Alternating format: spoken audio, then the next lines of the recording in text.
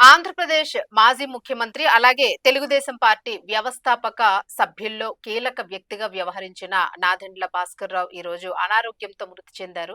నాదెండ్ల మనోహర్ తండ్రి ఆయన అందరికీ కూడా సుపరిచితులు. అలాగే ఎన్టీ రామారావు గారికి ఆరోగ్యం బాగాలేనప్పుడు ఆయన కొద్ది రోజుల పాటు కూడా రాష్ట్రానికి ముఖ్యమంత్రిగా వ్యవహరించారు.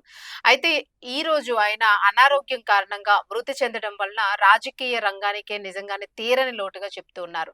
రాజకీయాల్లో ఆయన వేసిన అడుగులు గాని, ఆయన చేసిన సేవలకు గాను అభినందించదగ్గ సేవలు అవన్నీ కూడా ప్రతి ఒక్కరు కూడా ఈరోజు తలచుకుంటూ కూడా వాటిని గుర్తు చేసుకుంటూ కూడా ఈరోజు ఆవేదనని వ్యక్తం చేస్తున్న పరిస్థితి.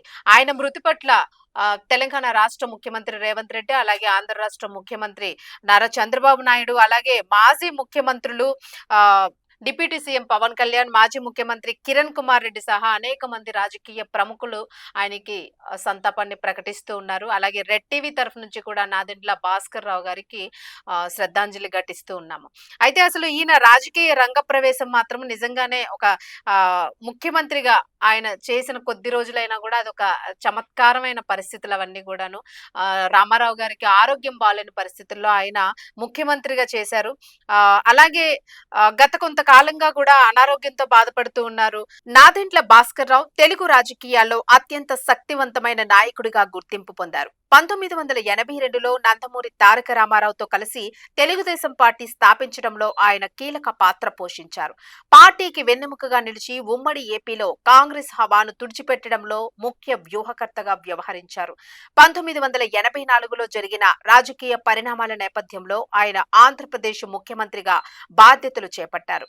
వృత్తిరీత్యా న్యాయవాది అయిన భాస్కర్ రావు అనతి కాలంలోనే రాజకీయాల్లో తనకంటూ ఒక ప్రత్యేక స్థానాన్ని సంపాదించుకున్నారు. మేధావిగా, పరిపాలనా దక్షుడిగా ఆయనకు పేరుంది. మంత్రిగా, ముఖ్యమంత్రిగా ఆయన తీసుకున్న అనేక నిర్ణయాలు నేటికి చర్చనీయాంశంగా మారాయి. నాదెండ్ల భాస్కర్ రావు గారి స్వగ్రామం గుంటూరు జిల్లా కొల్లూరు మండలం దోనేపూడి. 1935 జూన్ 23న ఆయన జన్మించారు. ఆయన 1983లో తన సొంత ప్రాంతానికి సమీపంలో ఉన్న వేమూరు నియోజకవర్గం నుండి కూడా ప్రాతినిధ్యం వహించారు. గుంటూరు నగరాన్ని ఆయన విద్యాభ్యాసం, ప్రాథమిక రాజకీయ కార్యకలాపాలకు కేంద్రంగా మార్చుకున్నప్పటికీ ఆయన మూలాలు మాత్రం దోనేపూడి గ్రామంలోనే ఉన్నాయి. ఆయన కుమారుడు నాదెండ్ల మనోహర్ ప్రస్తుతం ఆంధ్రప్రదేశ్ ప్రభుత్వంలో కీలక మంత్రిగా బాధ్యతలు నిర్వహిస్తున్నారు. గతంలో ఆయన ఉమ్మడి ఏపీ అసెంబ్లీ స్పీకర్ గా కూడా పనిచేశారు. తండ్రి వారసత్వాన్ని పుణికిపుచ్చుకున్న మనోహర్ తన తండ్రి మరణం తెలుగు జాతికి తీరని లోటని పేర్కొన్నారు. నాదెండ్ల భాస్కర్ రావు మృతి పట్ల పలువురు రాజకీయ నేతలు, అలాగే ముఖ్యమంత్రులు, కేంద్ర మంత్రుల నుంచి కూడా సంతాపాన్ని తెలియజేశారు. ప్రజాసేవలో ఆయన చేసిన కృషిని స్మరించుకున్నారు. తెలుగు రాజకీయాల్లో విలక్షణ శైలిని ప్రదర్శించిన నాదెండ్ల భాస్కర్ రావు మరణం పట్ల రాజకీయ వర్గాల్లో విషాద ఛాయలు అలుముకున్నాయి. ఆయన అంత్యక్రియలు